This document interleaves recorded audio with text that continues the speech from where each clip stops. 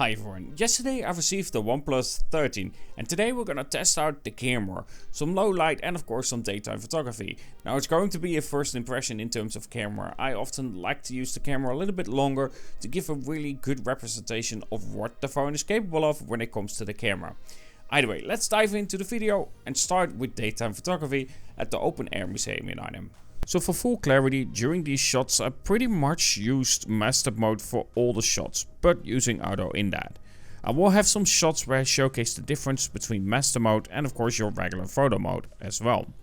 But from guys like Orange Scooter and Jeffrey JPEG and so on, I often hear that master mode is the way to go with OnePlus. So I really wanted to showcase how this performance is in that mode. And of course these are still my first few shots. To give an in-depth answer on how I think this camera performs, I simply need to use it longer and have more different kinds of shots as well.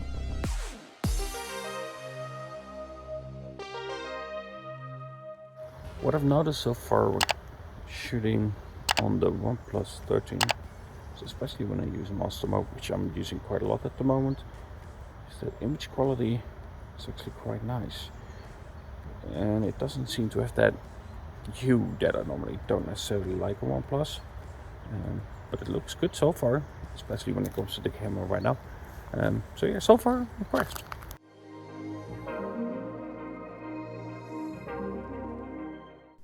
Now there are scenarios where I could use a little bit more contrast for myself, and I understand that's a preference. For instance, in shots like this, it would just add a little bit more depth to the shot itself. But of course you can always play around with editing to really get that feel in there or the shot vibe that you really want to get. Now when it comes to the experience while shooting these different shots, so far it seems reliable. There are some situations where I need to capture a shot again, be it because of a little bit of off focus, especially with the telephoto, or for instance that the colors aren't really to my liking itself. It's not very often, but sometimes that happens. And realistically, well, I think that the periscope telephoto is an update compared to the OnePlus 12 in terms of zoom quality. If you have the OnePlus 12, I don't feel like this is a major step up. But that's very often the case, where a year-to-year update is something that I hardly would ever advise to anyone, unless it really brings something new and unique to the table compared to the previous generation. Or if you have a terrible chip inside with poor battery life, yeah, then definitely it can definitely be worth it.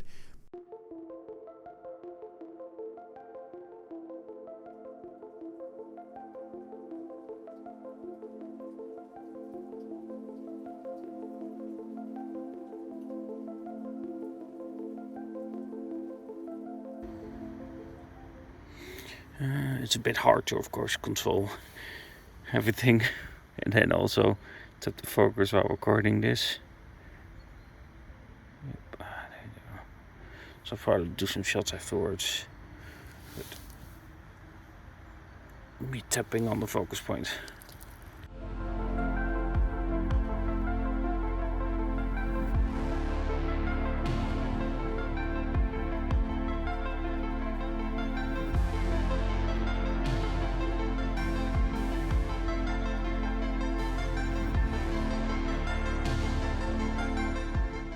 So far when it comes to macro photography, also it's not that impressive. I feel like it's too artificial, too much artificial sharpening going on. And it just depends on the situation, I guess, where it can come out really nice. But the shots that I've taken so far when it comes to macro photography, isn't that very impressive. I'm just seeing some mushrooms here. I'll try to take some shots of that and see if it's any better. But so far when it comes to macro, not very impressed at least.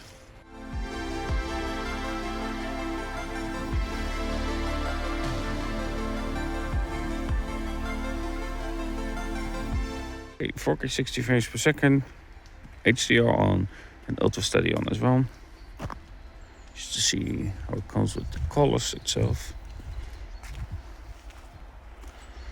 See the focus,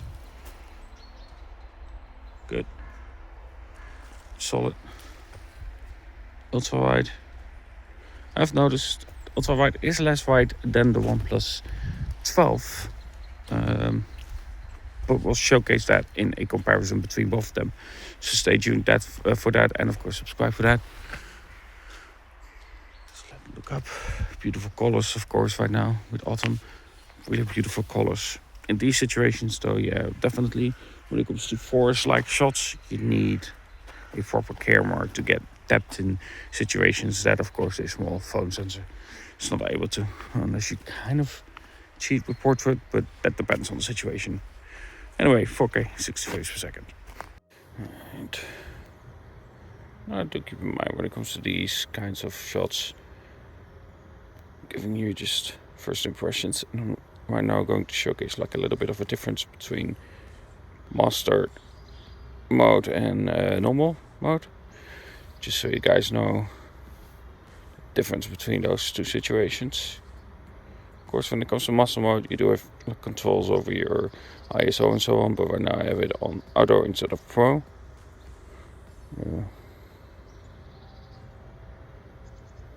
But yeah, this should help a little bit with showcasing the difference between those different modes. This is a really nice shot. So you get this green right here, the autumn vibes, and then of course we have the building right there. So we can get some really nice shot. So I can also do it in RAW later on. So I can adjust later on via different modes. Why I'm holding it upside down, by the way, is simply for control, but also, for instance, if I want to take a shot where I'm really low to the floor, right? This is much easier to do it this way than if I have to do it this way and then try to twist it and take the shot. As well, when I'm holding it this way, not only is it more secure, but also my thumb is right there, the shutter button. That's why.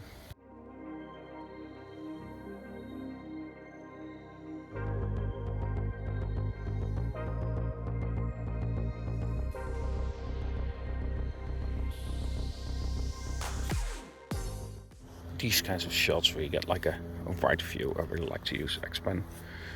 So you get this really nice composition for it.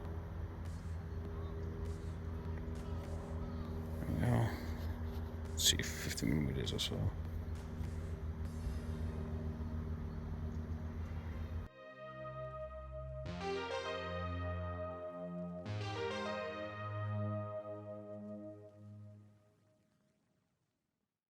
Now here, X-Pen is really nice.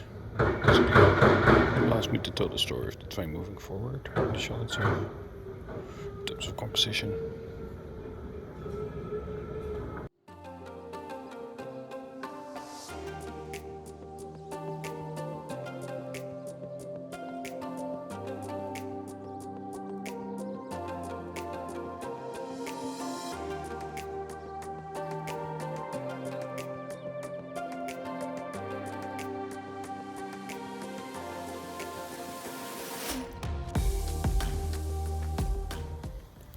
This shot, what I'm doing here is using that flower right here as depth.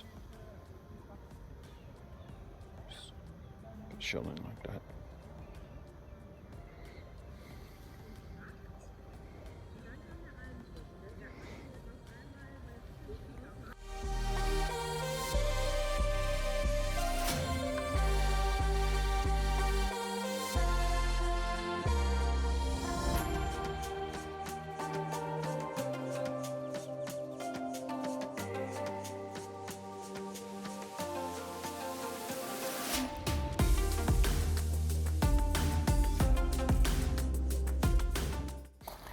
Don't ask me why I'm hearing monkeys or something around here, but alright, it doesn't have any monkeys.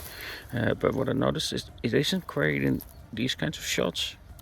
Like the minimum focal distance is like a bit further away. If I get closer, it just doesn't, it refuses. Even if I tap to focus on it, it just doesn't. Okay, what is up with these monkey noises? Is it monkeys?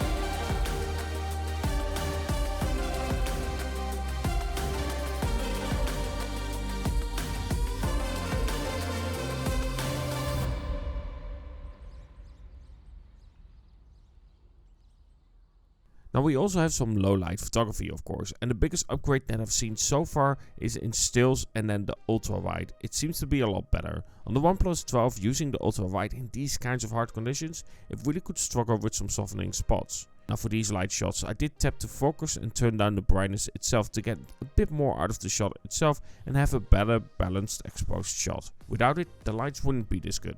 Anyway, let's finish the low light shots and then I will give you some end thoughts and my impressions so far of the OnePlus 13 and the camera.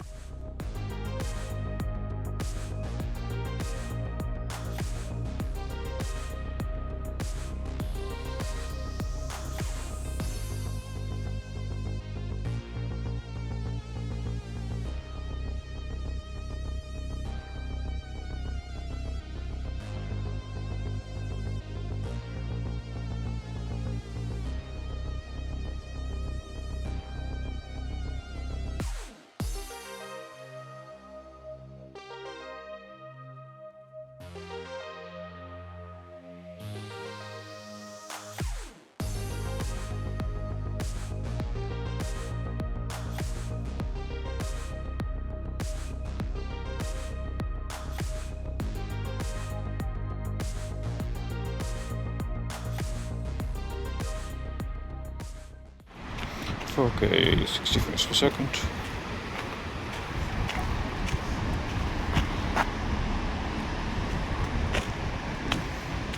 The yellow color is off. It's a bit too pinkish yellow.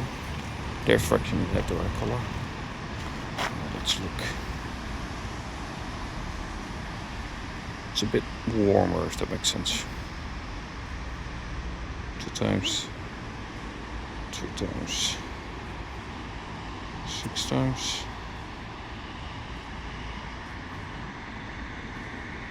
And all the way back to main. So my impression so far when it comes to the OnePlus 13 is that it seems that the telephoto definitely has improved in terms of what you can capture in distance, but not when it comes to something that is close. Subject like a flower, for instance, that I showcased has a little bit of an issue. Minimum focus distance seems to be an issue when it comes to the telephoto. Now we're gonna have to wait and see what this is capable of after some updates. Maybe then it gets better, but currently as it is right now, and we don't know the future of it, telephoto when it comes to minimum focus distance isn't that good. And then of course when we talk about macro, that isn't good either from what I've seen so far. When it comes to the general images of the phone itself, I do actually like it. There's a warmth to the shots itself and it definitely fits the current time. Autumn really makes that work well. That being said, I don't know how it will work in summer activities. So if you have something like summer and you have that warm hue on it, I'm not sure if that will work, but that's something that we have to wait and see. However, so far when it comes to the OnePlus 13, I feel like the camera capabilities are solid. There are some things though that it still needs to work at, and definitely I feel like it cannot compete with the major flagships. But in turn, that's not a shocker when you are paying quite a bit less. Anyway, these were my first impressions of the OnePlus 13. Let me know if you have any questions about it so far. And of course, what do you think about the OnePlus 13? I also really want to thank my members. Thank you very much for the support itself. That helps towards funding of these phones. But sadly, these phones still cost quite a bit. So hopefully this video does really well. Either way, thank you very much for the support. And of course, if you aren't subscribed yet, don't forget to subscribe, because I'm planning to take the OnePlus 13 on a trip to see what it is capable of.